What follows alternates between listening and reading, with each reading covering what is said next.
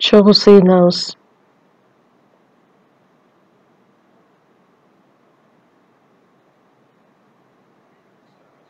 Бизди сүйгөн, биздин ырайымдуу Кудай Ата.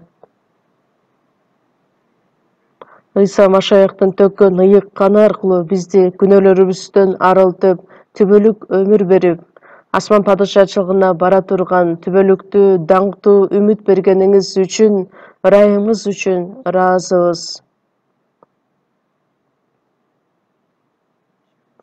Бул саатта ыйык кан аркылуу куткарылууга ээ болгон адамдардын баардыгы чогулуп, сиздин сөзүңүздү үйрөнүүгө, баарлашууга чогулдук.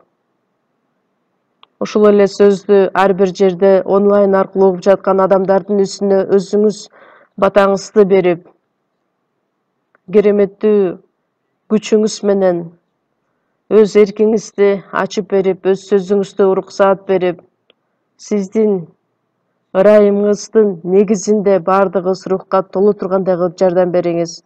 Биздин мамлекеттеги баардык жыйындар, дүйнөнүн ар бир бурчундагы биздин жыйындарды өзүңүз сактап, бекемдеп, чогуу болоруңузга ишенебиз. Кыйынчылыктарга карабастан өз ишенимин сактап, руханий жашоодо жашап келе жаткан баардык бир туугандарга өзүңүз ыйык рухтун жетеги менен мындан дагы көп кайраттуулукту уруксаат берип, сиздин жакшы кабарыңызды көптөгөн адамдарга таркатып жашаганга жардам бериңиз. Кимде ким ооруп жаткан болсо, аларга батыраак ден соолук берип, мындан аркы жашообузду бир гана сиздин эркиңизди аткарып жашаганга баардык мүмкүнчүлүктөрдү түзүп беришиңизди суранабыз. Биз ар дайым алсызбыз, өтө жетишсиз жашоодо жашайбыз, бирок ошол баардык нерселерди Кудай өзүңүз жардам берип, толуктап, бир гана керемет күчүңүзгө таянуу менен жашап, сиздин сөзүңүз, сүйүүңүз мындан дагы бизди бекемдеп, сиздин ыйык эркиңизди туура айырмалап билиш үчүн акылмандыкка толтуруңуз. Бир гана сиздин даңкыңыз үчүн жашаганга кайраттуулукту, күч, кубатты бериңиз.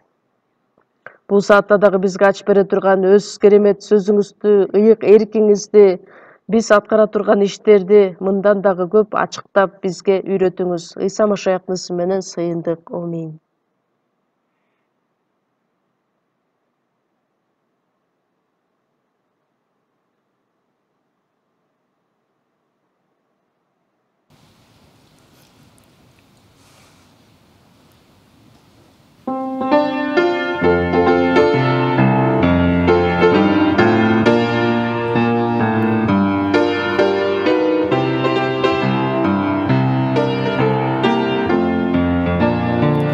나 주의 믿음 갖고 홀로 걸어도 나 주의 믿음 갖고 노래 부르네 폭풍 구름 몰아치고 하늘 덮어도 나 주의 믿음 갖고 실망치 않네 주는 내 친구 진실한 친구 끝날까지도 주를 믿으리 폭풍 구름 몰아치고 하늘 덮어도 나 주의 믿음 갖고 실망치 않네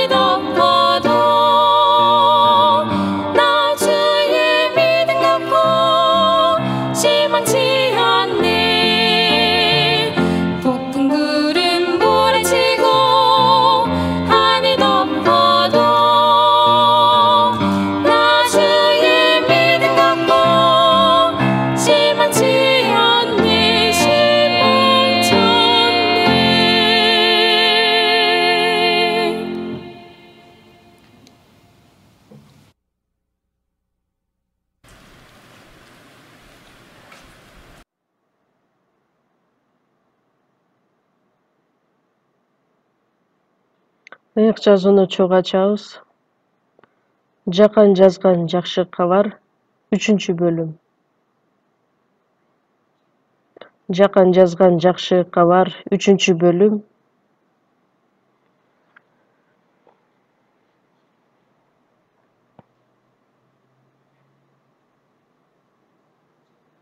Жакан 3-бөлүм 26-аят, 27-аяттар. Эки аятты чогуу окуйбуз. Жакан 3-бөлүм 26-27-аяттар.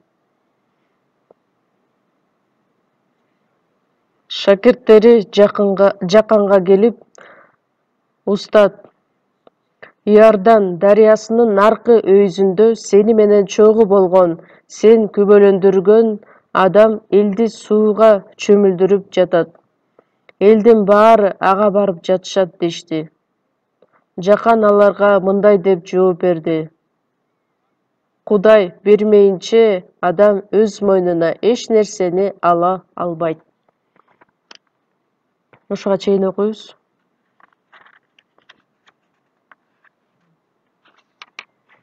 Бүгүн дагы сиздер менен кайрадан улантып, рухка толгула деген биздин темабызды улантайын деп чечтим.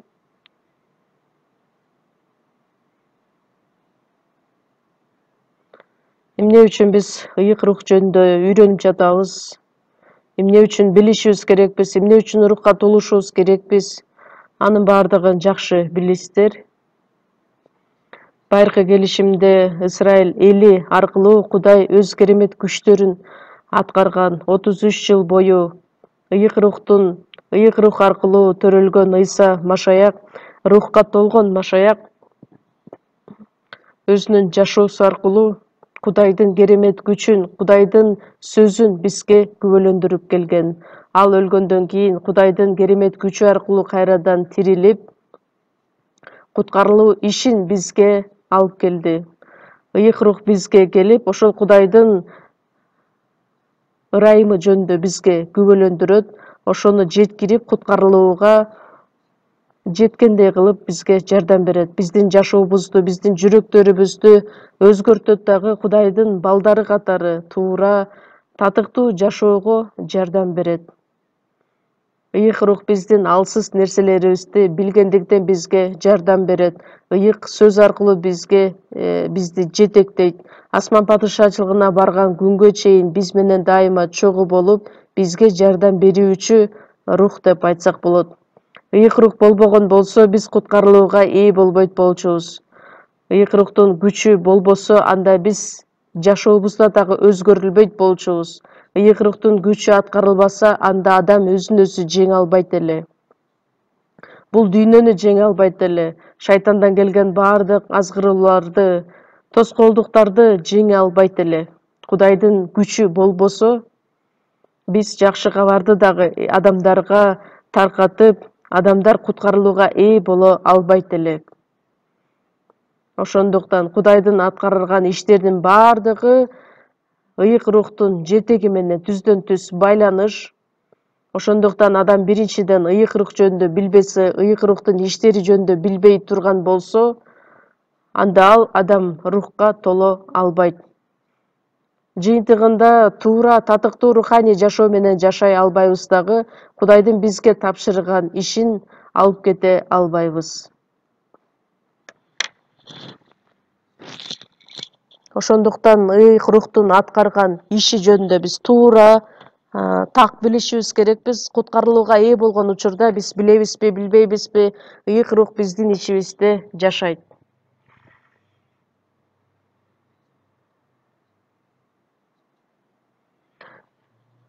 Ыйсага ишенип калганыңарда ыйык рухту алдыңар беле деп суралгандай, ыйык рухка ээ болгонубуз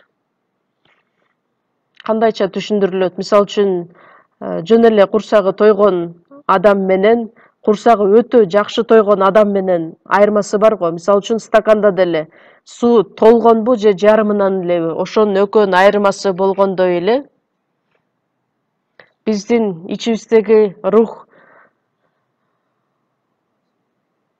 күчтөнүп, биз рухка толбогон болсок, анда биздин жашообузда өзгөрүүлөр дагы жок болот, жакшы кабар таркатыш үчүн күчүбүз дагы жок болот, руханий жашоодо жашай албайбыз. Адамдар куткарылууга ээ болдум деп айтышат, бирок руханий жашоодо эч бир күчү жок, өзүнүн денесин дагы жеңе албаган, кичинекей бир тоскоолдуктор дагы жеңип чыга албаган адамдар бар. Анын себептери эмне? Куткаруу алган жок, же болбосо рухка толгон эмес. Кичинекей баладай ыйык рухка толо албаган адам, мисалы үчүн бойго жетип калган адам Кудайдын эркин аткара алат, Кудайдын сөзү боюнча жашай алат. Башкача сөздөр менен айта турган болсок, рухка толгон адам. Же болбосо эч бир ою жок эле жөнүнө келип, жыйынга барып келип жашай турган болсо, ал жөнөкөй эле диний жашоо болуп калат. Бул дүйнөдө дагы динчил адамдар өтө көп. Алардын баардыгы машаякчы эмес. Ал дагы диний жашоонун бир түрү гана. Куткарылууга ээ болгон адам дагы сөзсүз түрдө дененин каалоосун эмес, ыйык рухтун каалоосун аткарып, рухка толуп жашашы керек. Андай болбой турган болсо, анда диний жашоодо жашаган машаякчы болуп калат. Же болбосо денеге байланыш иштерди аткарган машаякчы деп айтсак болот. Ал туура эмес түшүнүк, бирок ал нерсе дагы болушу мүмкүн. Ошондуктан рухка толгула деген сөздүн мааниси өтө терең. Сөзсүз түрдө биз рухка толушубуз керекпиз. Ошондуктан биз сиздер менен жөн эле сөздү окуп эле тим болбостон, ыйык рухка толуп, бизден эмне талап кылынат? Рухка толуш үчүн биз аракеттерди жумшашыбыз керекпиз. Биз сиздер менен окуп кеткен бул аяттарды карай турган болсок, Ыйса Машаяк келгенге чейин 6 ай мурун сууга чөмүлдүрүүчү Жакан ал жөнүндө келе турган Ыйса Машаяк жөнүндө күбөлөндүргөн. Көптөгөн адамдар Жакандын артынан ээрчип жүрүшкөн эле. Бул Машаяк эмеспи деп, эмне үчүн? Анткени элдин баардыгы Машаякты күтүп келишкен. Бирок ал мен Машаяк эмесмин, бирок анын алдында жиберилгем деген жооп айткан эле.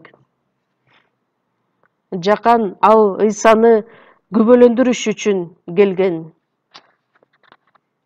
Кудай жиберген бир адам бар эле, анын ысымы Жакан эле. Ал күбөлөндүрүү үчүн келген. Баары ал аркылуу ишенип калыш үчүн, жарык жөнүндө күбөлөндүрүү үчүн келген. Көптөгөн адамдар ишенип калсын деп. Биринчиден Кудай Жаканды жиберген эле.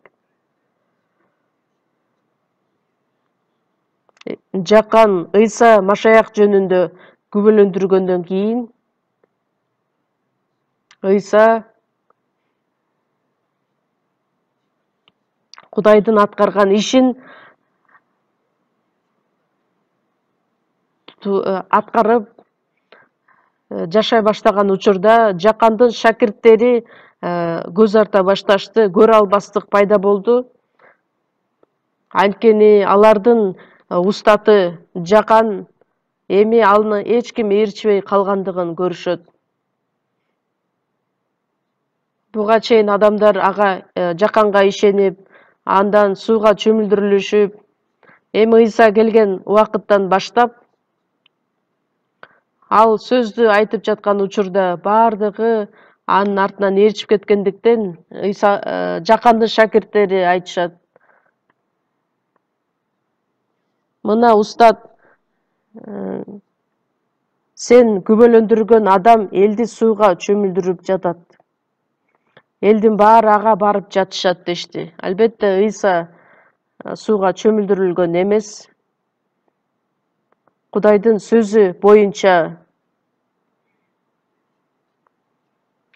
Ыйса көптөгөн адамдар үчүн өлүп кайрадан тириле тургандыгы жөнүндө белги катары сууга чөмүлдүрүлгөн.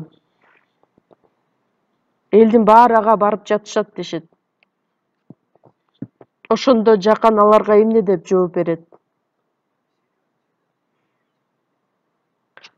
Жакандын шакирттери туура эмес ойдо айтышат.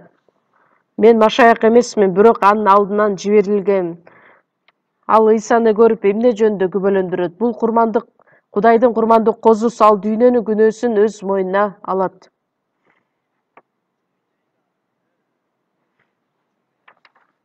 Мисалы үчүн бир аял менен күйөө экөө бири-бирине убадасын берип, официалдуу түрдө үй бүлө боло турган болсо, анда мындан ары аял күйөөсү болуп жашашы керек. Колуктуусу күйөөсүнө кетип калса эмне болот? Андан кийинки айтылган сөздөрдү карай турган болсок, 29-аятта колуктуусу бар адам күйөө. Ал эми күйөөнү жанында туруп алып тыңшап турган күйөө жолдош анын үнүн укканда аябай кубанат. Мен ошол кубанычты башымдан өткөрдүм. Ал өсүшү керек, мен болсо кичирейишим керек. Ошол сөздү айткандан кийин Жакан эмне деп айтат өзүнүн шакирттерине?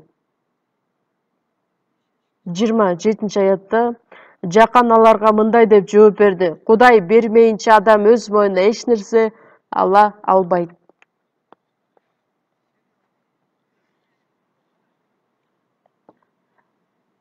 Жаканды жиберген дагы Кудай, Машаякты дагы жиберген Кудай өзү.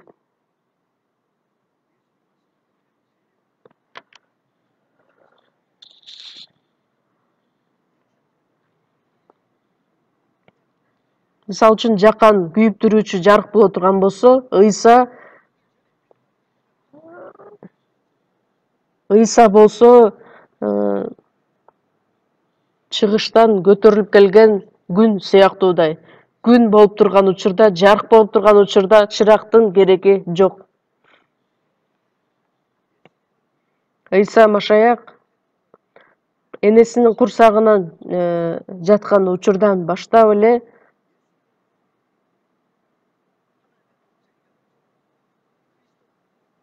Жакан энесинин курсагында жаткан баштап эле Кудай аны ал жөнүндө күбөлөндүргөн. Ал эми Ыйса Машаяк ыйык рух аркылуу төрөлгөн.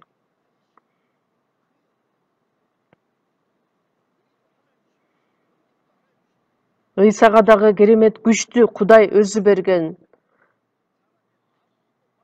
Асмандан, Кудайдан берилмейинче эч нерсени адам өзү кыла албайт.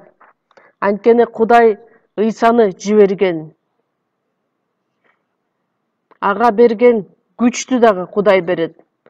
Ушул сөз аркылуу биз эмнени өзүбүзгө үйрөнө алабыз? Кудайдын күчү, бир гана Кудайдын күчү аркылуу аткарылат. Кудайдан алыстаган адамдар эч бир нерсе кыла алышпайт. Кудайдан алыстаган адамдардын бардыгы шайтан бийлиги астында күнөөгө баткан жашоодо жашашкан. Жаман иштердин негизинде Кудайдын астында душмандар болуп жашашкан.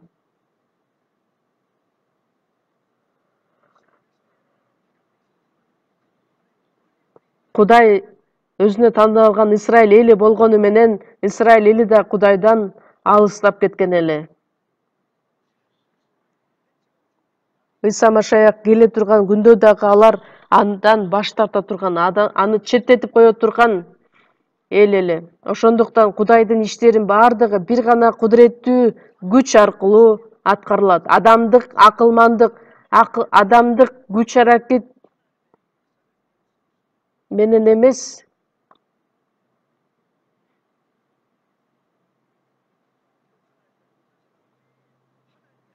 Албетте, Кудайга ишенген адамдар аркылуу Кудай иштебесе, Кудайдын күчү аткарылбаса, анда ал адамдар дагы жөнөкөй эле динчил адамдарга окшоп калышат.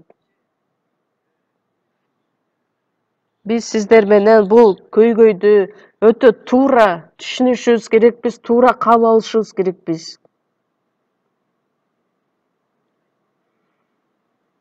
Куткарылууга ээ болгон адамдар дагы ыйык рухтун жетеги менен жашамайынча Мурункудай эле диний жашоо менен же болбосо дененин каалоосун аткарып жашап калышат.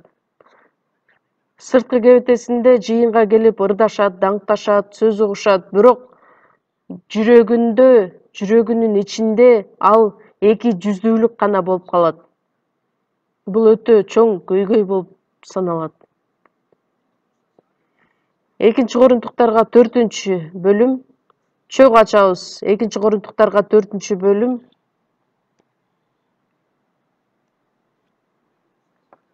Экинчи корундуктарга 4-бөлүм 7-аят.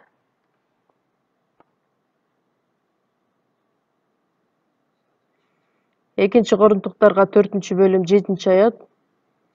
Бардыгыбыз чогуу окуйлу. Бирок кудуреттүү күч биздики эмес, Кудайдыкы болуп эсептелиш үчүн ушул кеничте биз чопо идиштерде сактап жүрөбүз. Биз куткарылган адамдар, жогорудан төрөлгөн адамдар да айтат. Биз деген сөз менен. Кеничти чопо идиштерде сактап жүрөбүз. Кенич деген эмне? Албетте бул Ыйсаны билдирет. Ыйса Машаяк биздин күнөөлөрүбүз үчүн өлүп кайрадан тирилген Машаяк.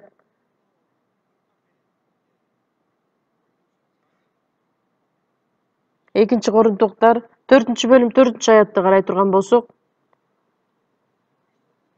Кудайдын бейнеси болгон Машаяктын даңкын жарыялаган жакшы кабардын жарыгын көрүшпөсү үчүн бул дүйнөнүн төрөсү ишенбегендердин акылын караңгылатып койгон. Куткарылган адамдар Машаяктын даңкын жарыяй алат. Кудайдын бейнеси болгон Машаяктын даңкын жарыялайбыз. Ал биз үчүн биздин кенчибиз. Бул дүйнөнүн кенчи менен салыштырууга мүмкүн эмес. Кенчти биз чопо идиште сактап жүрөбүз. Чопо идиш бул биздин денебизди билдирет. Насаат 12-бөлүм 7-аятта топурактан жаралган дене кайра топурак болуп калат. Ал эми Кудай берген рух кайра Кудайга кетет. Адам баласы топурактан жаралгандыктан топуракта жашайт, өлгөндөн кийин кайра топурак болуп калат. Ыйык рух биздин ичибизге келди. Бизде жашайт. Кудайдын бейнеси болгон Машаяктын даңкын жарыялаган жакшы кабар биздин ичибизде. Ошол кеничти биз чопо идиштерде сактап жүрөбүз.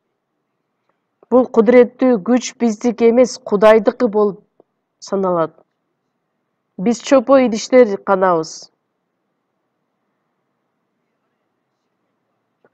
Чопо деген топурактан жаралгандыктан убакыт өткөндөн кайра эле топуракка кайтат. Бирок ошол денеде чопо идиштин ичиндеги негизги кенч ошол Кудайдан келген. 61-Забур 12-аятта Кудай мага бир жолу айтты, мен эки нерсени күч Кудайда экенин. Кудайдын күчү Кудайдын өзүндө. Анткени адамдарда андай кудурет күч жок.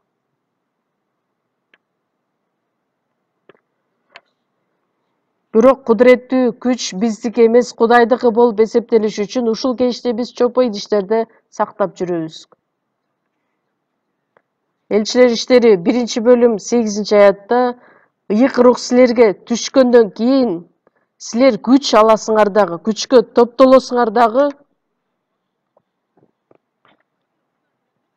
Кудайдын күчү аркылуу Иерусалимде, Жүйүт аймагында, Самарияда, бүт дүйнө жүзүндө менин күбөлөрүм болосуңар.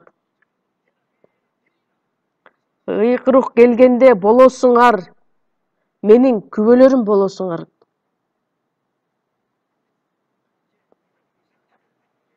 Эми биз сиздер менен бул чындыкты туура таанып билишибиз керекпиз.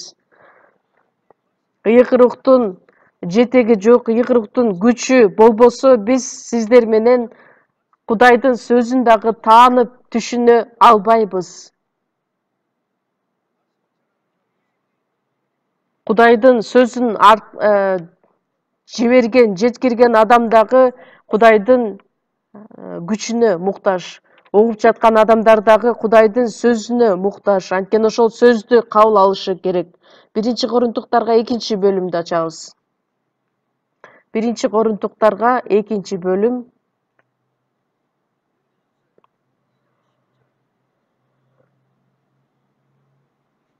10 аяттан баштообуз, 13 аятка чейин мен окуп берейин. Бизге муну Кудай өзүнүн руху менен ачып берди. Анткени рух бардыгын, Кудайдын улуу сырларын да билет. Адамдын оюнда эмне бар экенин ким билет? Адамдын ичиндеги рухтан башка эч ким билбейт. Ошол сыяктуу эле Кудайдыкын да Кудайдын рухунан башка эч ким билбейт. Кудайдын бизге эмне бергенин билишибиз үчүн биз бул дүйнөнүн рухун эмес, Кудайдын рухун кабыл алдык.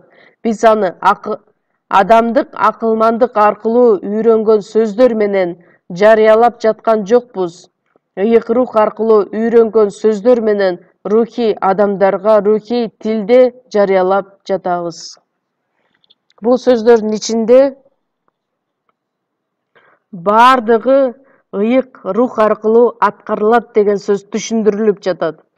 Кудайдын руху бардыгын бизге ачып берет. Ал акылмандыкты бул дүйнөнүн бийликтегилеринин бири да түшүнгөн жок. Түшүнүшпөсө, даңктуу теңирде айкаш жыгачка кадашмак эмес эле. Жүйүттөр дагы теңирди түшүнө турган болсо, анда айкаш жыгачка кадашмак эмес эле. Ыйык рух ошол нерсени бизге ачып берет, өзүнүн сырларын ачып берет. Ыйык рух аркылуу. Адамдын ички көйгөйүн адамдан башка ким түшүнө алат? Жаныбарлар түшүнөбү? Мисалы үчүн өмүр бою жанында багып келген жаныбар болобу, же болбосо ити болобу? Азыркы күндө ит болгон күндө дагы ошол иттер адамдын ички көйгөйүн түшүнө алабы? Азыр менин кожоюнум бир нерсе үчүн ойлонуп жатат деп билеби? Адамдын оюнда эмне бар экенин адам гана биле алат. Ошол сыяктуу эле Кудайдыкын да Кудайдын рухунан башка эч ким биле албайт.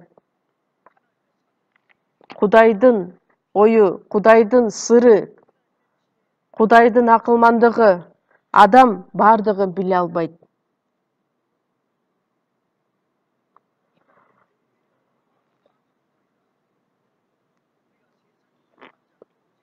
Биз бул дүйнөнүн рухун эмес, Кудайдын рухун кабыл алдык.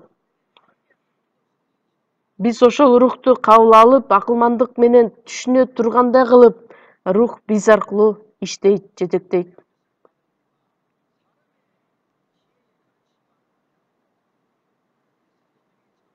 Элчилер Кудайдын сөзүн жеткирген учурда дагы адамдык акылмандык менен эмес, ыйык рух аркылуу үйрөнгөн сөздөр менен рухий адамдарга рухий тилде жарыялап жатабыз. Кудайдын сөзүн айткан адам дагы рухка толуп, Кудайдын күчү менен, ошол сөздү угуп жаткан адамдар дагы ыйык рух жетектеген күндө гана алар ошол бардык айтылган сөздөрдү кабыл ала алышат.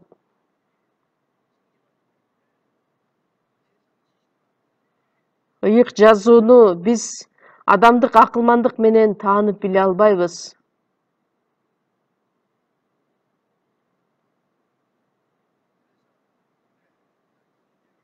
Ошол себептер менен бул көйгөйдү биз биринчиден жакшылап түшүнүшүбүз керекпиз.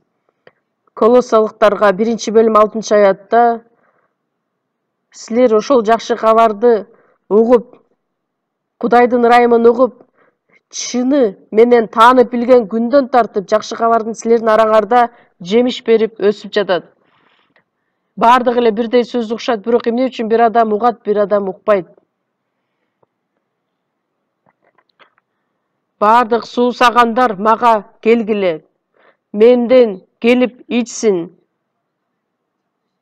ошол суусаган адам сууну издегендей чынында куткарылууга ээ болгусу келген адамдардын баардыгы Кудай ошол адамдарга ачып берет. Анткени текеберлерге каршы турат, момундарга ырайым кылат.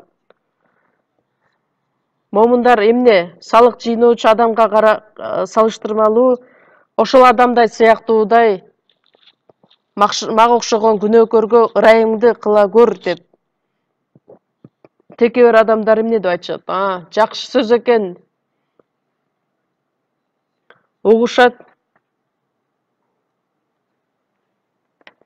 Угушат, бирок түшүнө албайган адамдар. Текебер адамдар. Кудайдын сөзүн адамдарга жеткирген адам насаатчы дагы Кудайдын рухуна толушу керек, күчүнө толушу керек. Адамдар, насаатчылар акылман болгондуктан, өтө акылдуу болгондугу үчүн эмес.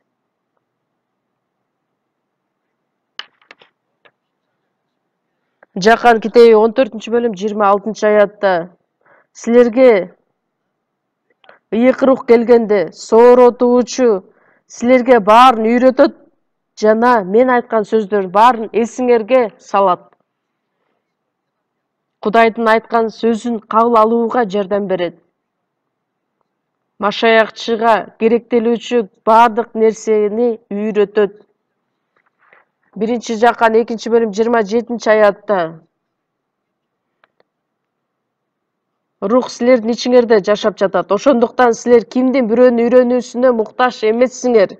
Силерге баарын үйрөтүп жаткан ал рух жалган эмес. Ал силерге эмнени үйрөтсө, ошону сактап жашагыла. Ыйык рухтун ичинде болгула. Кудайдын сөзү менен болгула. Анткени ал силерге эмнени үйрөтсө, ошонун баардыгын сактап жашагыла.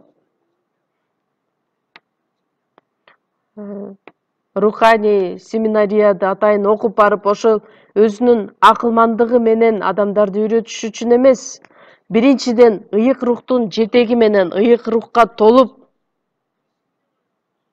башка адамдарды окута ала турганга даяр болушу керек.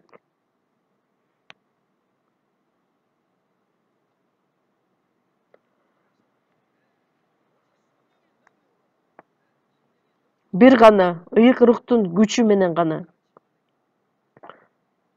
Ал силерге эмнени үйрөтсө, ошону сактап жашагыла.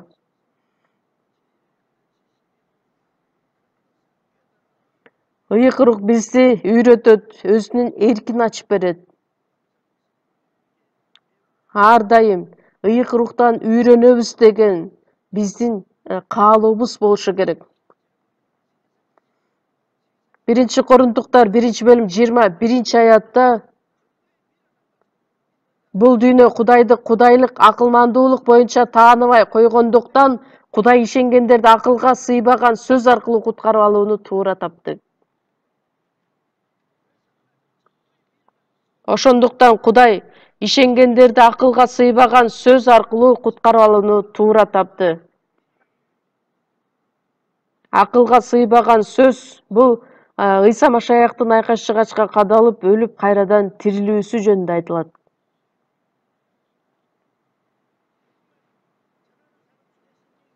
Жакшы кабарды таркаткан адамдар аркылуу ыйык рух иштейт.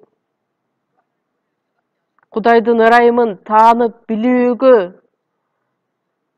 Кудай ишенгендерге акылга сыйбаган сөз аркылуу куткарып алууну туура тапты. Адамдар билеби, билбейби, жактырабы, жактырбайбы?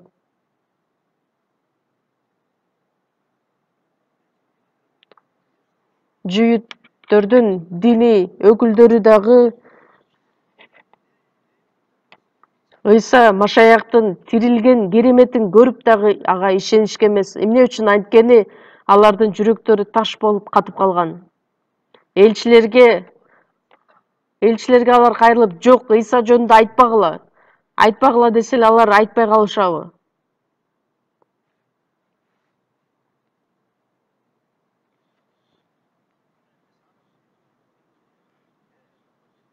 Адамдардын жанын куткарып алыш үчүн биринчиден куткарылууга ээ болгон адамдар аркылуу Кудай иштейт. Куткарылууга ээ болгон адамдарды көрүп Кудай өзү кубанат. Ошол Кудайдын аткарган иши адамдык акылмандык менен эмес, ыйык рухтун үйрөтүүсү менен. Ыйык рухтун үйрөтүүсүнө ээ болуп ишенген адамдар окшош болуп көрүнүшү мүмкүн адамдык көз караш менен караганда. Мисалы үчүн астыңыздарда көрүнүп турган болсо, бул гүлдөр жайгашкан.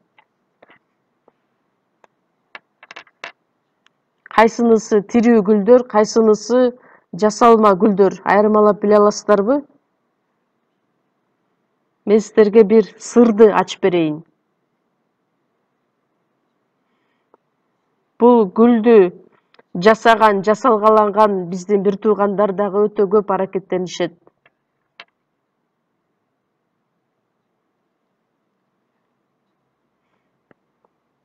Биздин бир туугандар өтө көп гүлдөрдү орноштуруп коюштур. Бир күн айттым, азыраак жайгаштырсаңар болбойбу деп сурасам, жок, сиз ойлонбоңуз. Анткени тирүү гүлдөрдүн арасында жасалма гүлдөр дагы бар деп. Мен карап көрсөм, баардыгы эле тирүү гүлдөрдөй көрүнөт. Кичине атыр сээп койсоң, жыттын дагы сезе алсаң болот. Жасалма гүл менен тирүү гүлдүн экөө бирдей сезилиши, көрүнүшү мүмкүн, бирок алар экөө эки башка. Бирөөсүн Кудай жараткан тирүү гүлдөр, бирөөсүн адам жараткан жасалма гүлдөр. Ошондой сыяктуу эле Кудайга ишенген адамдардын ичинен дагы жашоосу бар, куткарылууга ээ болгон, жогорудан төрөлгөн адамдар бар, же болбосо тескерисинче жашоого ээ боло албаган, жогорудан төрөлбөгөн адамдар дагы бар.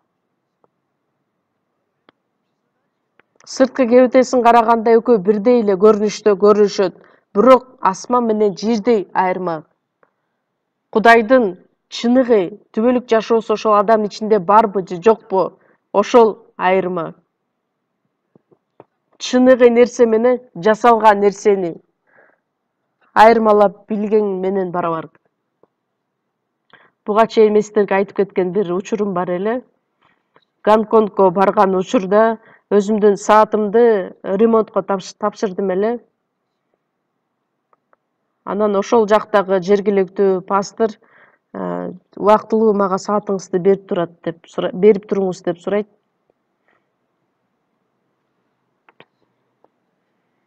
Андан кийин мага алмаштырып берет. Өтө жакшы фирманын саатын берет.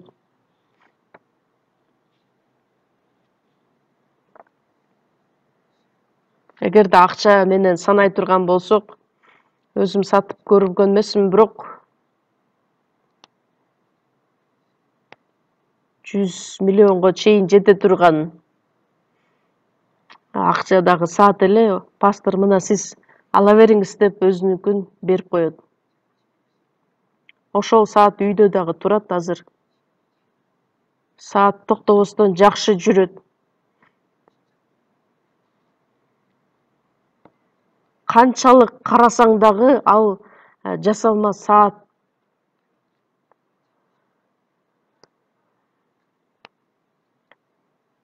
Мен сизге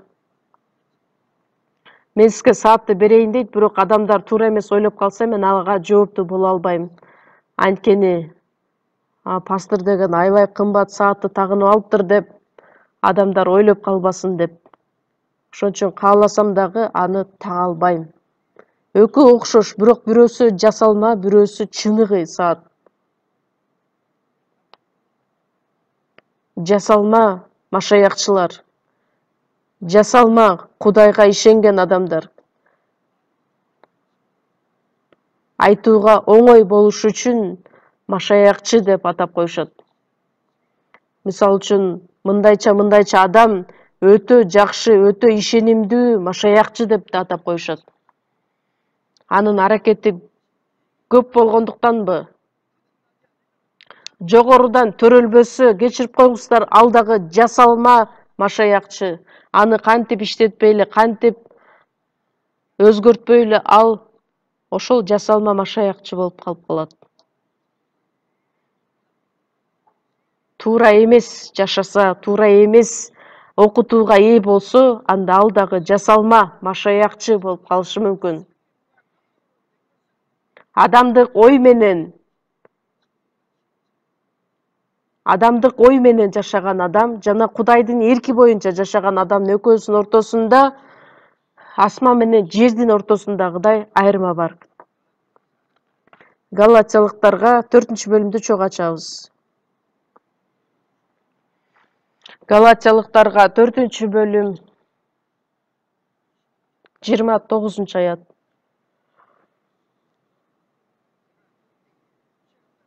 Бирок ошол убакытта кадимки балдардай төрөлгөн бала рух боюнча төрөлгөн баланы кубалаган, азыр да ошондой.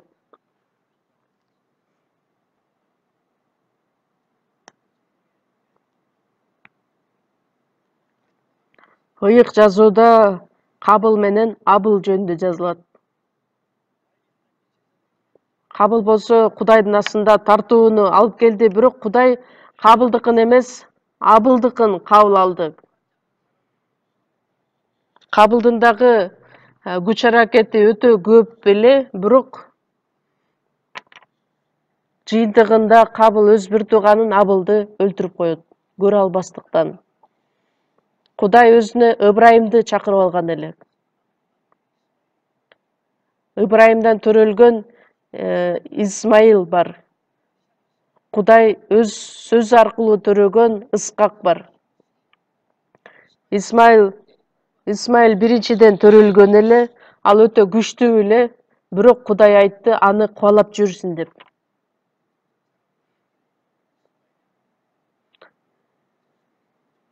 Мисирликтердин аттары көбү Измаил деп атап коюшат. Күчтүү эле дагы. Ыйса Машаяктын учурунда дагы жүйүт өкүлдөрү, диний өкүлдөр дагы, алар каны боюнча Ыбрайымдын урпактары, Кудайдын тандап алган элибиз деп ойлошот, бирок чынында денеге байланып жашаган адамдар. Ошол убакта кадимки балдардай төрөлгөн бала, рух боюнча төрөлгөн баланы кубалаган, азыр да ошондой.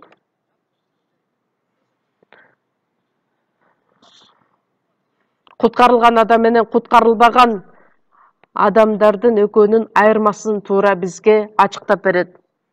Ыйык жазууда жазылган нерселердин баардыгы азыркы учурда дагы ошондой деп бизге айтат. Азыр да ошондой, мурунда ошондой эле, азыр да ошондой. Жогорудан төрөлбөгөн диний өкүлдөр, алар күчтүү дагы, саны жагынан дагы көп. Жогорудан төрөлгөн адамдардын саны аз, алсыз, бизге каршы куугунтуктар жаратылат. Жогорудан төрөлдү десең, тескерисинче ал өтө текебер адам экен деп айтышат. Анткени жогорудан төрөлүү эмне экендиги туура билбегендиктен. Мен куткарылууга ээ болгон учурда гана ыйык рухка ээ болдук, куткарылууга ээ болдук деген сөз көп айтылчу эле, бирок жогорудан төрөлдүк деген сөз көп колдонулчу эмес эле.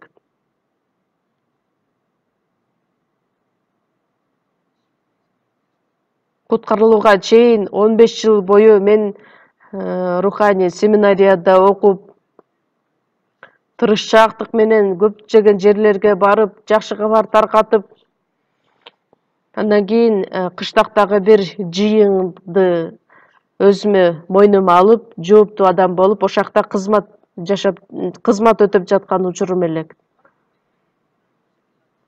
Анткени мага ошентип үйрөткөндүктөн 1962 жылы октябрь айында мен Кудайдын керемет сүйүүсүн таанып билип, ырайымын түшүнгөндө гана мен туура эмес жашоо менен жашап келген турбаймынбы? Эгерде ошол жашоо менен улантып жашай бере турган болсом, анда тозокко барып түшмөкмүн. Ошол күндөн тарта бүгүнкүгө чейин жакшы кабарды таркатып келе жатам.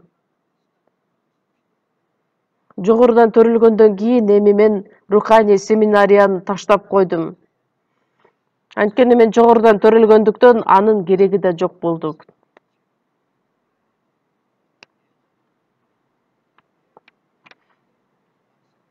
Анткени адамдардын баардыгы үч биримдиктүү Кудайды үйрөнүшөт, куткарылуу жөнүндө үйрөнүшөт, Ыйса жөнүндө үйрөнүшөт, бирок чыныгы куткарылууну өздөрү билишпейт. Ыйык рухтун жетеги жок.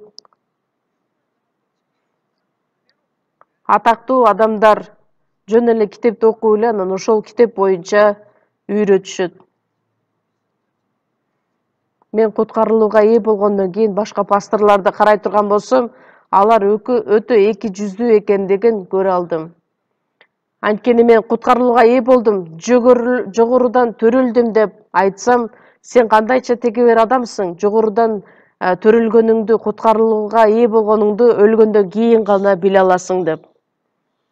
Пилигрим деген пастор биздин Кореяга дагы келген учурда стадиондо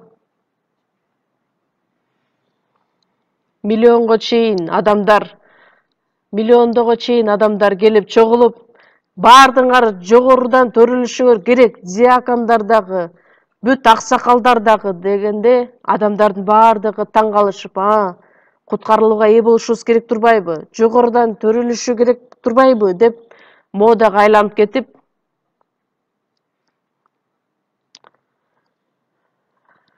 жогорудан төрөлүш керек турбайбы деп, анан адамдарда түшүнүк пайда боло башташты.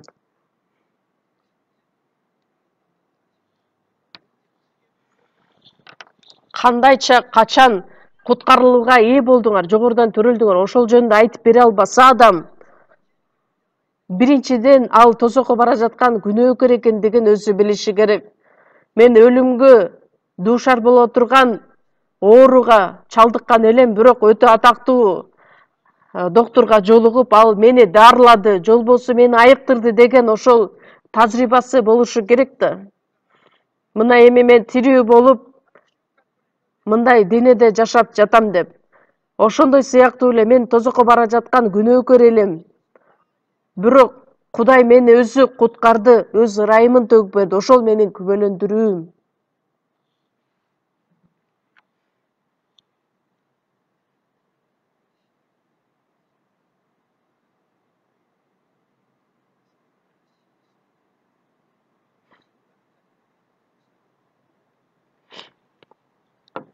Кудайдын сөзүн үйрөткөнгө чейин барышат.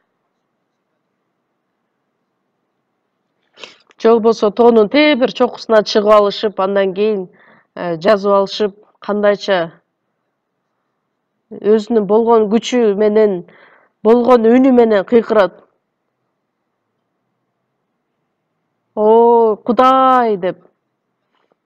Өздөрү сөзү үзүлүп бүтүп калганга чейин кыйкырышат дагы, анан аягында үнү чыкпай калганда, о, Кудай, ыйык Кудай деп уже сөздөрү чыкпай калат.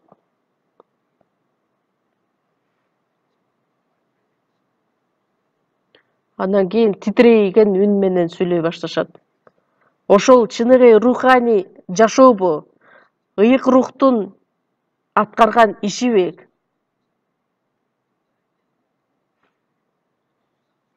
Биздин жыйында дагы ошондой учурлар кездешкен. Пастор болгонго чейин ал жөнөкөй эле үнү менен сүйлөчү эле, анан пастор болгондон кийин эле башкача үн менен сүйлөй баштады. Эмне үчүн үнү өзгөрдү? Атайын өзүн ыйык адам катары көрсөткүсү келгендиктен, эмне болгон күндө дагы баардык нерсени үйрөнүшөт. Андан кийин узун кийимдерди кийип алышып, о, Кудай, Ыйык Кудай, рахмат сизге, рахмат.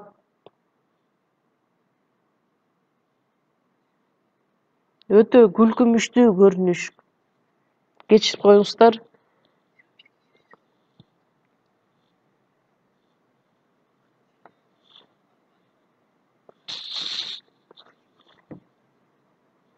Атактуу сөздөрдү колдонуп алып, Кудайды даңктап, Кудайды бийиктеткендин жогорулаткандын ордуна адамдар өзүн жогорулатышат. Сокурду үндөй турган болсо экөө тең кудукка түшүп кетет деп Ыйса айтып кеткен элек.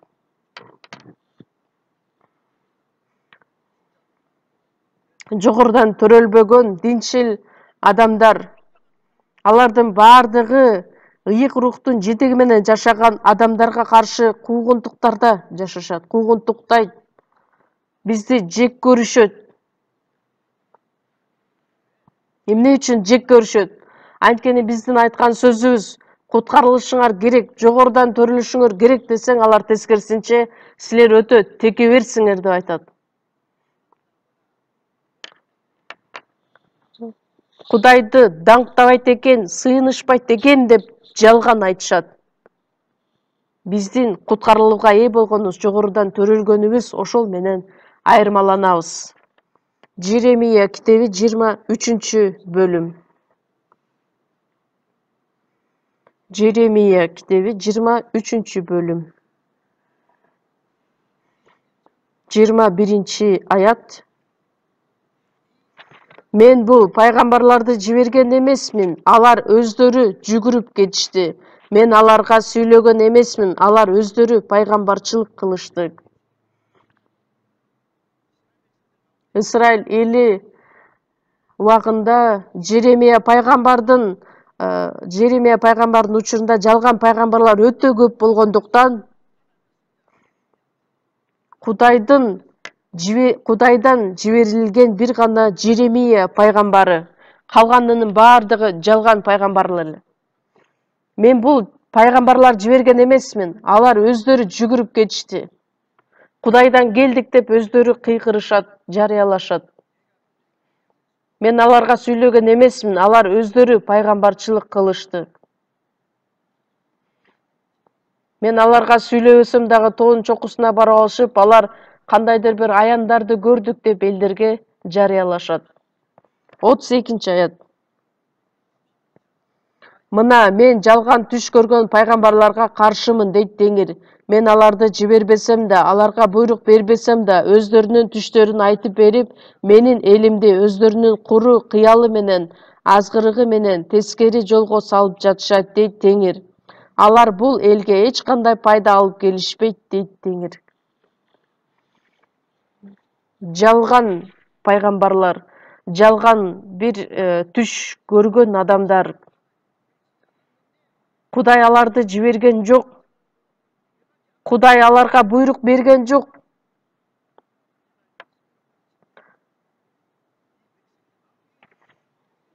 Кудайдан жиберилбеген болсо, алар элге эч кандай пайда алып келе албайт.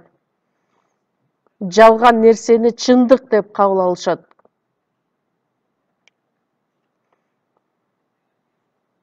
Мен Машаякмын десем дагы мени артыман жиберишет. Мен бир даракмын десем дагы, мен Кудайдан бир түш көрдүм, кандайдыр бир аян алдым десе дагы, ошол аркылуу ал адамдын артынан ээрчип кетишет. Бир нече күн мурун эле мен ошол көрүнүштү башыман өткөрдүм. Ишенебиз деп, Кудайдан жиберилдик деп коюп эле ар кандай аферисттер өтө көп. Жалган аферист, машаякчылар. Сырткы кебетесин карасаң өтө ыйык кылып көрсөтүшөт өздөрүн. Кудай чынында эле аларды жиберди беле? 1 Петрди чогуу ачабыз, 1-бөлүм. 1 Петр 1-бөлүм. 12-аят.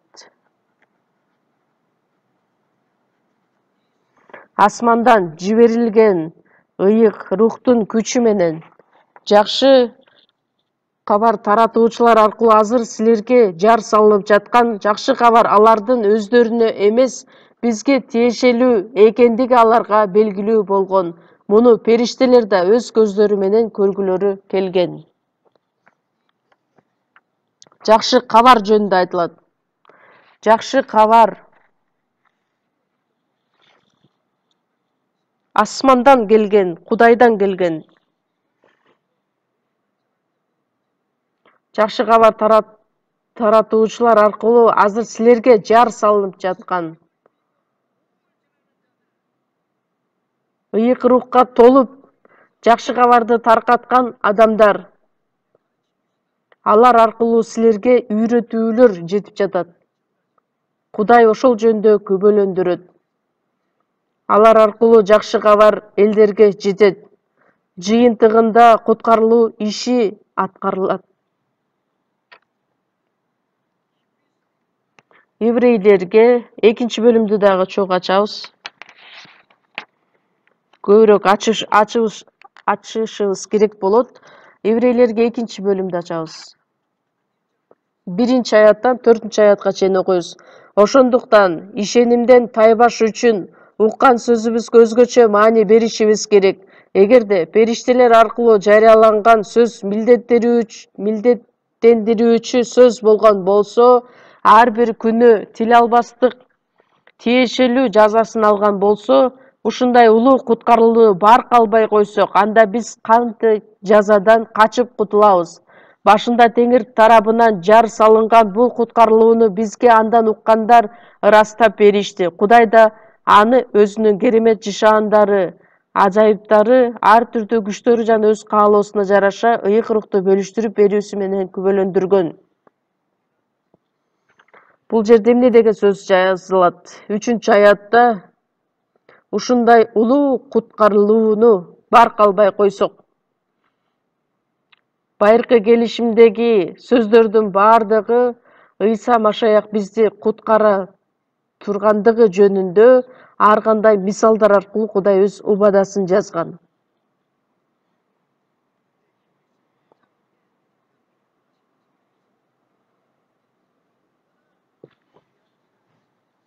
Еврейлерге 1 бөлүмдө дагы айтылат.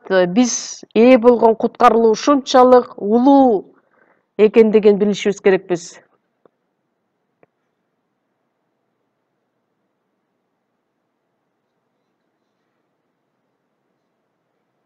Куткарылууга ээ болуш үчүн ыйык рух күбөлөндүргөн сөздү өз каалоосу боюнча кабыл алышы керек. Сөздү угат, бирок бат эле кетип калышы мүмкүн. Мисалы үчүн, суунун үстүндө сүзүп бара жаткан кайыктагы чөгүп кетпеш үчүн аны кармап туруучу атайын өзүнүн керектелүүчү нерселери бар. Ошондой сыяктуу эле биз өз ишенимибизде бекем турушубуз үчүн Кудайга биз бекем турушубуз керекпиз, Кудайдын сөзүнө.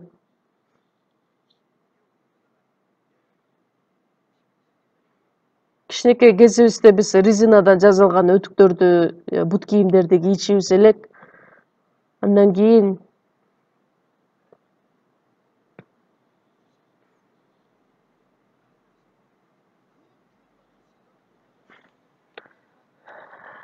сууга түшүп баратканда ошол көлөчүң жолбосу резинадан жазылган бут кийими сууга агып кетсе, жанталашып аркасынан барып ошону мындай тартып аласың.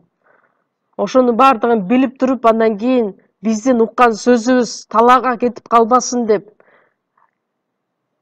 бизден алыстабасын деп, ошону ойлонушубуз керекпиз. Ошол үчүн кам көрүшүбүз керекпиз. Периштелер аркылуу жарыяланган сөз милдеттендирүүчү сөз болгон болсо,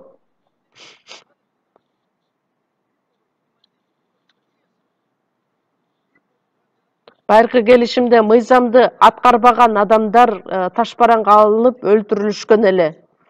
Бирок андан дагы чоң сот, андан дагы чоң жаза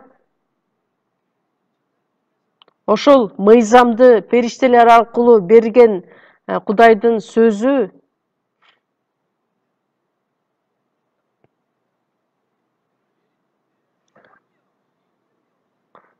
ушундай улуу куткарылууну барк албай койсок, анда биз жазадан кантип качып кутулабыз? Барк албай койсок деген сөздүн маани бербей койсок, анда кантип биз Кудайдын сотунан качып кутулабыз?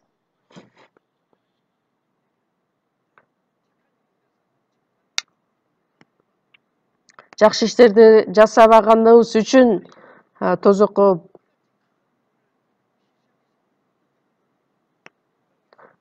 барат деп адамдар үйрөтүшү мүмкүн, бирок кандайча эле ошол улуу куткарылуу болуп калсын. Мен жаш кезимде дагы бир районго барып, жакшы кабар таркаткан учурда ошол жерде аксакалдар, диакондордун баардыгы куткарылууга ээ болуп ушунчалык сүйүнүп жатты эле. Анан бир диакон ошол жерде келип мага нааразы болуп, андан кийин сүйлөнөт. Барып сурасам болсо, сураганда ал мен бул жыйынды тургузгам, мен көп кызмат кылгам. Анан ушул куткарылуу деп эсептейсиңерби деп айтканда, андан кийин өзү адашып айтып алганын айтып, андан кийин кечирим сурайт. Өзүнүн сөзүнөн адашкан эмес, жүрөгүндө ал ошол улуу куткарылууну барктай албагандыктан мен чынында болгон окуяны айтып бере жатам. Куткарылуу ишенсең болот го, аны дагы эмне деп баркташыбыз керекпиз деп адамдар ойлошот.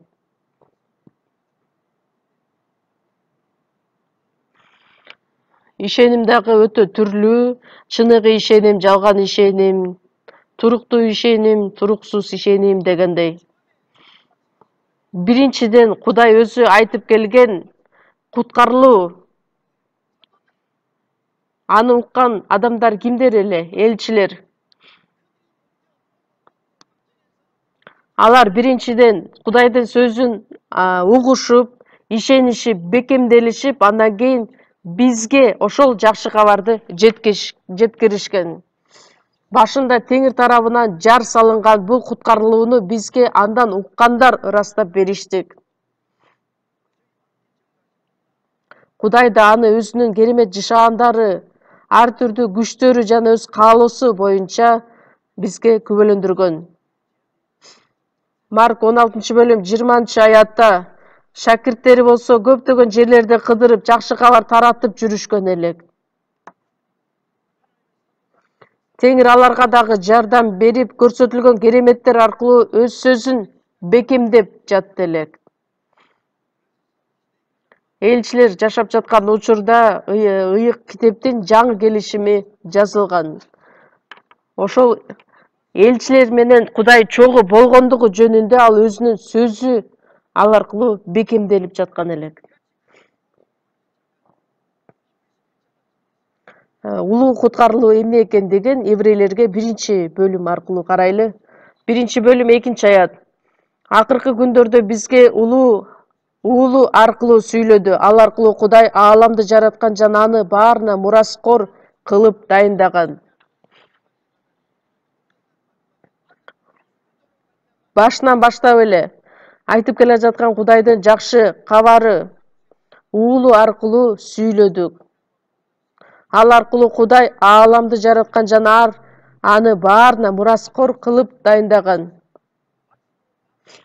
Кудай жарык болсун дегенде жарык болду. Кудай өз сөзү менен жетектеген бул дүйнө.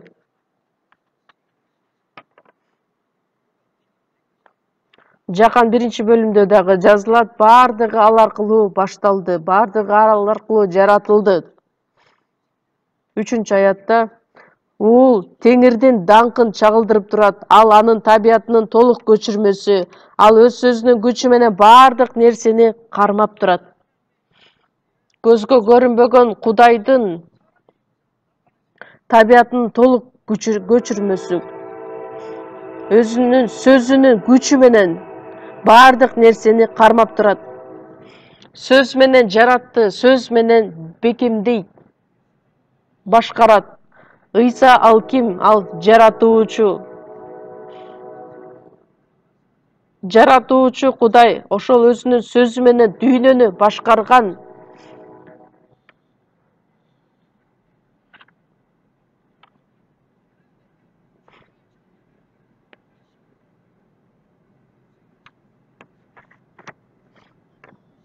Жаратуучу Кудай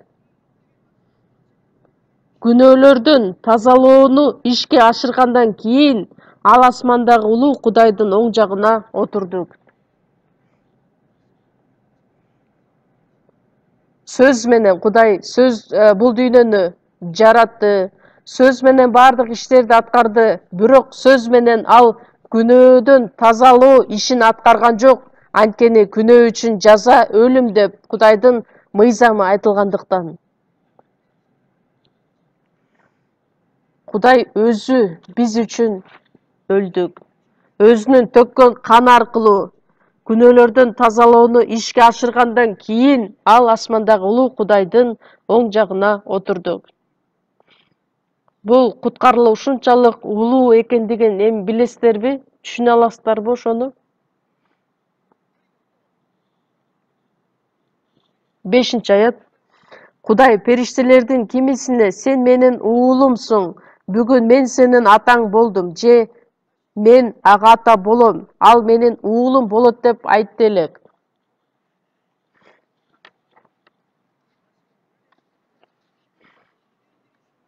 Бул сөздөр негизи жүйүттөргө айтылган сөздөр.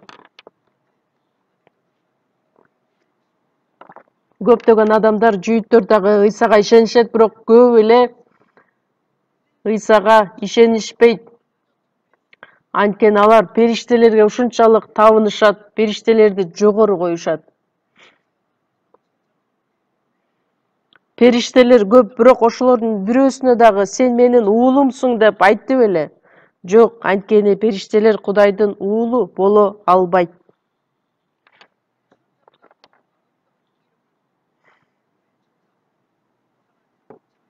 Периштелерден дагы улуу куткарылган адамдар.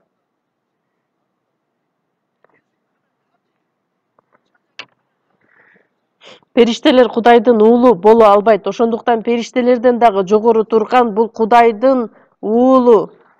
6-аятта Тун уулун дүйнөгө кайра дагы алып киргенде ал мындай деген: Кудайдын бардык периштелери ага табынышсын.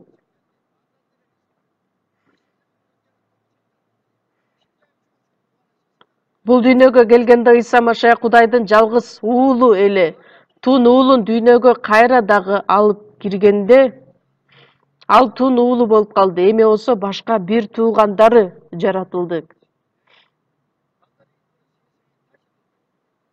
Кайра дагы бул дүйнөгө келгенде, биринчи келгенде ал жалгыз уул катары келген. Ошон эми кайрадан экинчи жолу бул дүйнөгө келгенде ал тун уулу катары келди. 14-аятты дагы окуйбуз. Периштелердин баары куткарылууну мураска. Еврейлер 1-бөлүм 14-аят. Периштелердин баары куткарылууну мураска алчуларга кызмат кылуу үчүн Теңир тарабынан жиберилген кызмат кылуучу рухтар гана эмеспи?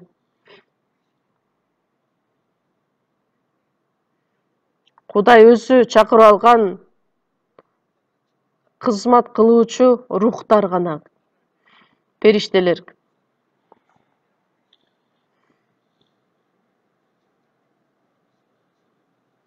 Билесиздерби, периштелер куткарылган адамдарга кызмат кылышат. Куткарылууга ээ болгондо ар бир адамга Кудай өз периштелерин жиберет. элчилердин иштеринде жазылганда элчи Павыл түрмөгө отургузулганда периште дагы алга өз жардамын көрсөтөт.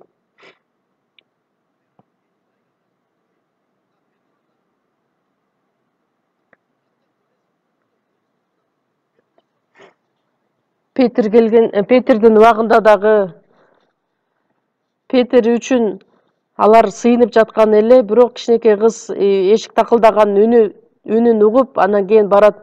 Ким дегенде Петр келди дегенде, Петр келиптир деп сүйүнүшөт.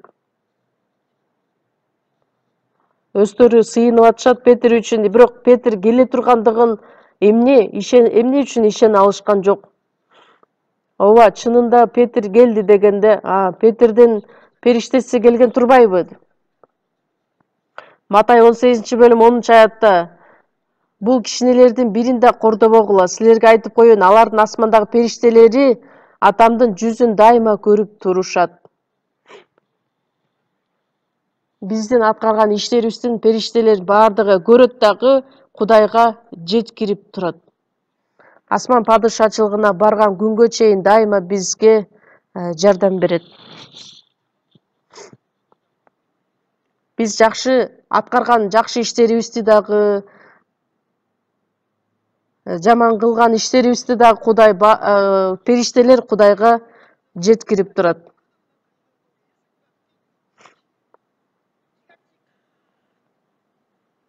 Улуу куткарылуу.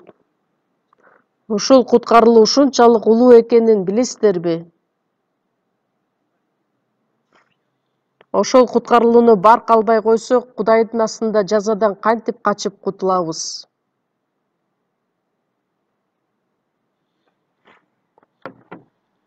Улуу куткарылууну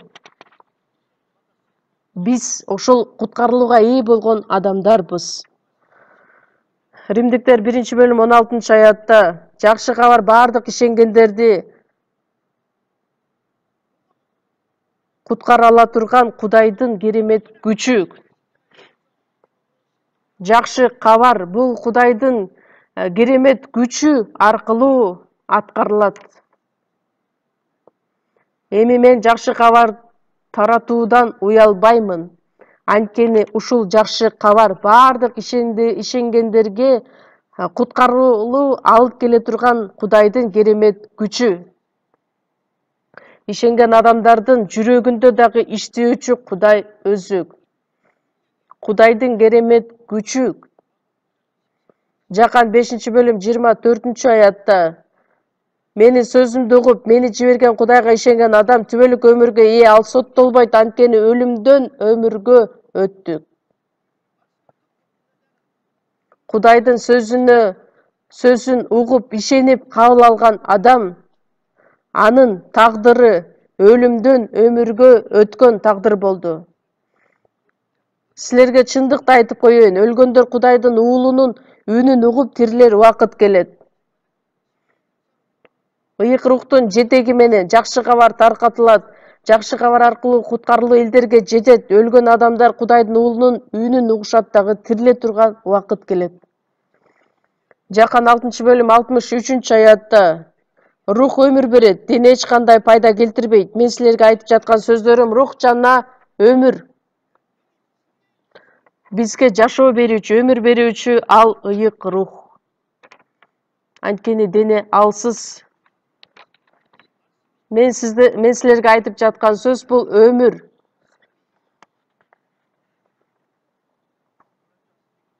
Рух жана өмүр өтө керемет сөздөр эмеспи?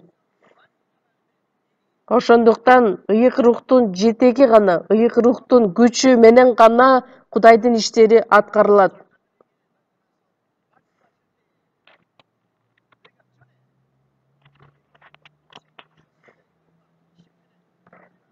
Ыйса кайрадан тирилгенден кийин өз шакирттерине келип айтат, силер менен бирге жүргөндө силерге Тоорат, пайгамбарлар жана Забур китептеринде мен тууралуу жазылгандар бардыгын орундалышы керек деп айтпадым беле?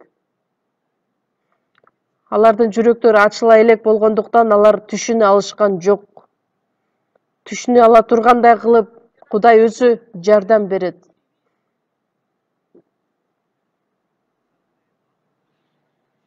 Адамдардын жүрөгүн ачып иштеп, Айып 33 бөлүм 16 аятта Кудай адамдын кулагын ачып өзүнүн насаатын куят деп жазылат.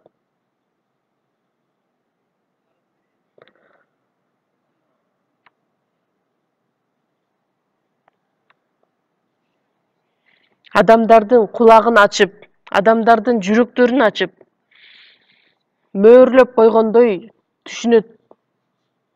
Анткени куткарылууга ээ болгондо ал мөөрлөнгөн адам болуп калган. Элчилердин иштери 16 бөлүм 14 аятта Элчи Павыл Тиатира шаарына келген учурда Лидия деген аялга жолугат дагы ал сөз угуп баштайт. Көптөгөн аялдар бар эле, бирок ошол аялдардын ичинен кочкул кызыл кездеме менен соода кылган Лидия деген аялга Кудай анын жүрөгүн ачып берген.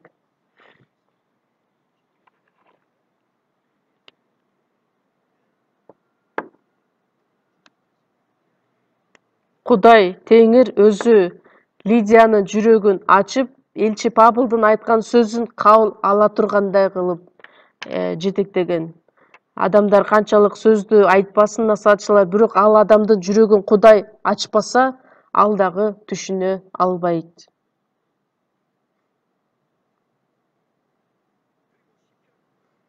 Забур 118 Забур 18 аятта сенин мыйзамдын кереметтерин көрүшүм үчүн менин көздөрүмдү ач. Сенин кереметтериңди көрө тургандай кылып көздөрүмдү ач. Биздин көзүбүздү ач, биздин кулактарыбызды дагы ач. Кудай өзү ачып бериши керек.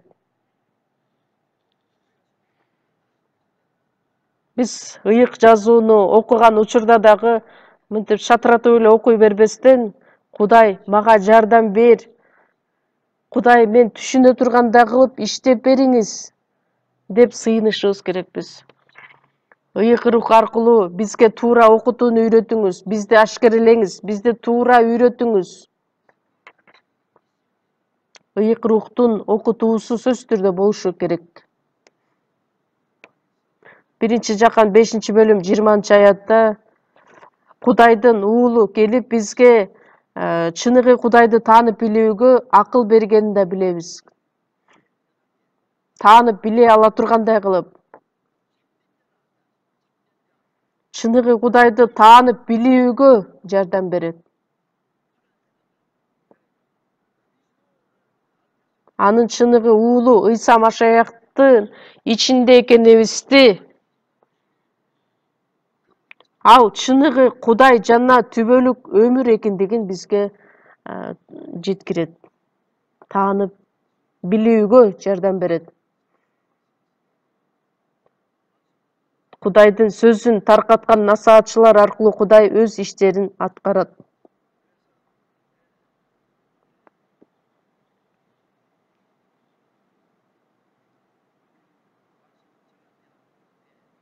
Биз Кудайдын сөзүн укканда, же болбосо бирөөгө жеткиргенде дайыма ыйык рух биз аркылуу иштесин деп сыйынышыбыз керекпиз. Элчилердин иштери 16 бөлүм 15 аятта Лидия куткарылгандан кийин анын үй бүлөсүнүн бардыгы куткарылууга ээ болуп сууга чөмүлдүрүлүшкөн эле. Андан кийин эмне деп айтышат?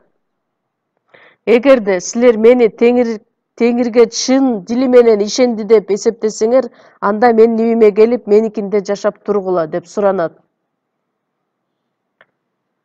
Элчи Павыл дагы анын жанындагы чогуу жүргөн адамдардын бардыгын өз үйүнө чакырат.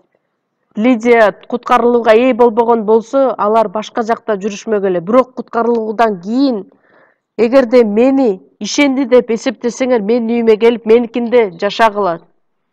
Матай 10 бөлүм 11 аятта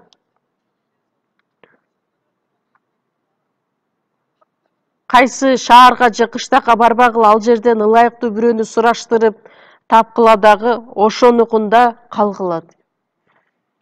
Лидия куткарылууга ээ болору менен өзүнүн үй бүлөсүнө чакырат.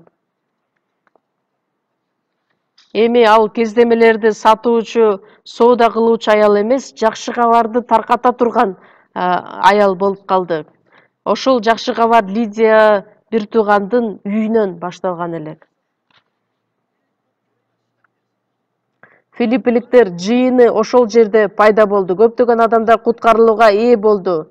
Ошондуктан бир адам чыныгы куткарылууга ээ болгон учурда жакшы кабар үчүн өзүнүн жүрөгүн, өзүнүн бардык нерсесин Кудай үчүн арнай турган болсо, ал аркылуу көптөгөн керемет иштер аткарылат. Ошондуктан бир адам өтө маанилүү.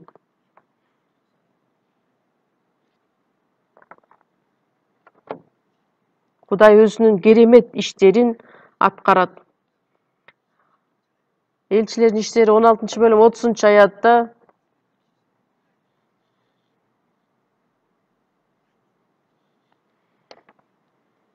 элчи Павыл түрмөдө отурган учурда чынжырлары чечилип, эшиктердин бардыгы ачылганын көрүп, андан кийин кайтаруучу адам күнөөкөрлөрдүн бардыгы качып кеткен экен деп ойлоп, кылычын алып өзүн өлтүрөйүн деген учурда Павыл эмне деп айтат? Жок, өзүңө зыян келтирбе денеге. Мына биз бул жакта турабыз дегенде ал өтө таң калат. Эшиктердин бардыгы ачылды, үндөр угулду, бирок алар качкан жок, ордунда турду эле. Анткени алар чогуу сыйынып, Кудайды даңктап отурушканын укту эле.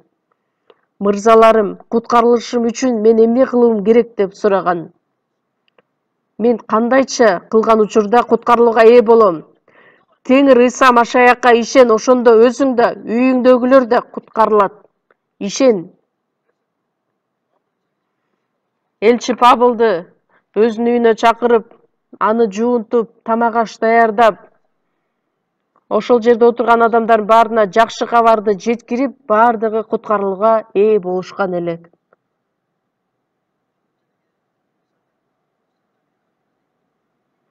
Бир эле учурда Ыйсага ишенип калышкан үйүндөгүлөрдүн бардыгы аябай бири-бирине кубанышкан эле. Бир адам куткарылууга ээ боло турган болсо, ошол адамдын үй бүлөсү куткарылышы керек. Бул Кудайдын эрки. Анткени куткарылууга бара турган жол ачылды. Бүт үй бүлөсү куткарылууга ээ болгону бул Кудайдын каалоосу. Кудай Нухка кеме тургуз деп айткан, бирок Нухтун үй бүлөсү ага жардам бербесе, аны менен чогуу болбосо, алар кантип кемени тургузат эле? Ошондой сыяктуу эле үй бүлөсү менен толук куткарылууга ээ боло турган болсо, бири-бирине жөлөк болуп, бири-бирине жардам беришип, куткарылууга ээ болгон учурда чын жүрөгү менен, кубанычы менен Кудайга өз кызматын аткара алышат. Лидиянын үйүндө филиппиликтер жыйыны пайда болгон. Биз дагы үй бүлөбүздүн арасынан куткарылууга ээ боло элек адамдар боло турган болсо, аларга жакшы кабар таркатуу иши биздин мойнубузда. Сөз түрдө сыйынып, аны каалап, Кудайдан сурана турган болсок, албетте Кудай дагы аларды куткарууга алып келгенге жардам берет. Анткени Кудай өзү куткарылган адамдар аркылуу иштегендиктен.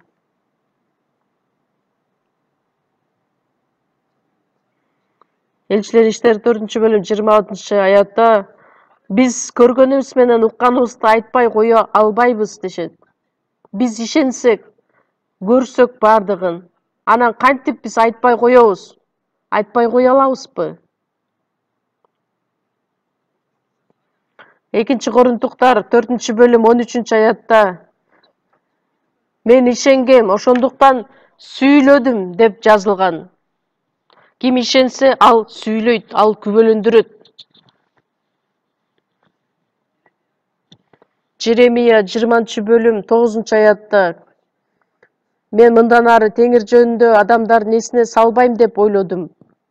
Анын атынан сүйлөбөйм деп ойлодум. Бирок теңирдин сөзү жүрөгүмдө, сөөктөрүмдө камалган алып оттой болду. Жеремияга болду, айтпа Кудай жөнүндө. Айтсаң сени өлтүрөбүз деп коркутушкан эле. Мындан ары теңир жөнүндө адамдарга айтпай коеюн дедим, бирок жүрөгүмдө алып оттой болду. Аны ката алган жокмун, катып жүрүп кыйналып бүттүм. Куткарылбаса, адамдар тозокко барат. Ошону билип туруп кантип айтпай коебуз? Бул дүйнөдө 30 жыл, 50 жыл жашап, шаан шөкөттө, чоң керемет үйлөрдө жашап, ыраазы болуп жашаса, ошо менен бүтүп калабы? Бул дүйнөдө баардыгына ээ болгон күндө дагы өлгөндөн кийин анын баардыгы талкаланат, өзү менен эч нерсе кетпейт. Бул дүйнөдө илимди, билимди, баардык нерсени өнүктүрүп жашап келишет. Бирок эң акырында Кудай бул дүйнөнү талкалайт, жок кылат.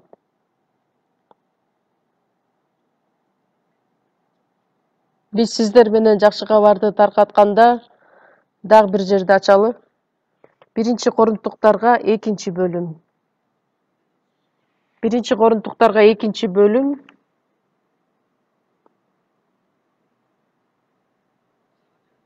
4-аят. 4-5 аяттар. 1 Корунтуктарга 2-бөлүм 4-5 аяттар. Силердин ишенимиңер адамдык акылмандыкка эмес, Кудайдын күчүнө негизделиши үчүн мен сөз сүйлөгөндө жана насаат айтканда адамдык акылмандык менен айтылган ишендирерлик сөздөргө эмес, Кудайдын рухуна жана күчүнө таяндым. Элчи Павыл чыныгы руханий семинарияны жана мыйзамды окуп бүткөн адам. Силерде ишеним пайда болушу үчүн адамдык акылмандык менен эмес, Кудайдын күчүнө таянуу менен силерге насаат айтканда Кудайдын рухуна жана күчүнө таянам. Адамдарды ишендириш үчүн жакшы жашнакай кооз сөздөр менен сүйлөө ал тескерисинче адаштырууга алып келет. Ошондуктан бир гана Кудайдын күчүнө таянуу менен, Кудайдын күчү аркылуу аткарылыш үчүн. 1 Тессалоникалыктарга 1-бөлүм 5-аятта биз силерге жакшы кабарды сөз менен гана эмес, күч менен, ыйык рух менен, бекем ишеним менен жеткирдик.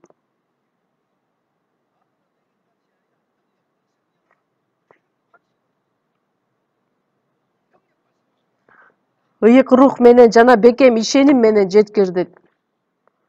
Ошондуктан ошол Тессалоникалыктар бир туугандары дароо өзгөрүлүшкөн. Сөзсүз түрдө өзгөрүү болушу керек.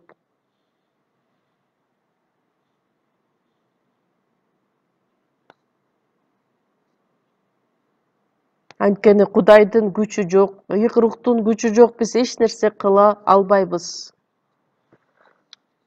Ошондуктан биз бирөөгө жакшы кабарды таркаткан учурда дагы сөзсүз түрдө ыйык рух биз аркылуу иштесин деп сыйынышыбыз керекпиз. Бирөөгө сөз насаат айткан күндө дагы акылмандык берсин деп сыйынышыбыз керекпиз. Көптөгөн адамдар түшүнсүн деп, кабыл алсын деп сыйынганда гана ыйык рух иштейт. Ошол биздин ишенимибиз кандайдыр бир билимдин негизинде эмес, Кудайга ишенүүнүн негизинде бекемделиши керек. ыйык рухка толушубуз керек. Толуш үчүн сөзсүз түрдө бизге акылмандуулук керектелет. Эмки айда биз бардыгыбыз чогуу конференцияны өткөрөбүз. Мурункудай бардыгыбыз чогуу боло албасак дагы онлайн конференция өткөрөлү деп турабыз. Бирок онлайн конференция болгон күндө дагы көптөгөн адамдар чогуу катышып, куткарылууга ээ болушун бардыгыбыз каалайбыз. Чогуу сыйынабыз. Биздин мээримдүү, ырайымдуу Кудай Ата, бул дүйнөнүн акырында күнөөгө толгон бул жашоодо дүйнөнүн адамдары Кудайдан алыстап, жүрөктөрү таш болгон учурда, жалган окутуу көп болгон учурда бизди өзүңүзгө чакырып алып, бизге куткарылуу алып берип, өзүңүздүн жыйыныңызда бизди бекемдеп, ыйык рухтун жетеги менен үйрөтүп, жардам бергениңиз үчүн ыраазыбыз. Биз өтө алсыз, акылсыз адамдарбыз. Бирок бир гана өз сөзүңүз менен бизди күн сайын өз керемет күчүңүз менен жаңылантып, жаңы нерселерге үйрөнүп, бир гана сиздин даңкыңыз үчүн, сөзүңүз үчүн жашаганга, кайраттуулукту уруксаат берип, көптөгөн адамдарга жакшы кабарды жеткирип, алардын жандары куткарылып, биринчиден биздин үй бүлөлөрүбүз, жакындарыбыз, тааныштарыбыз, досторубуз сизге кайтып келе тургандай кылып, биз аркылуу өз иштериңизди аткарыңыз. Бир айдан кийин баштала турган биздин конференцияда дагы өзүңүз жардам берип, көптөгөн адамдар сизге сиздин эркиңизди таанып билүүсүнө жардам бериңиз. Биздин куткаруучу Иса Машаяктын исми менен сыйындык. Амин.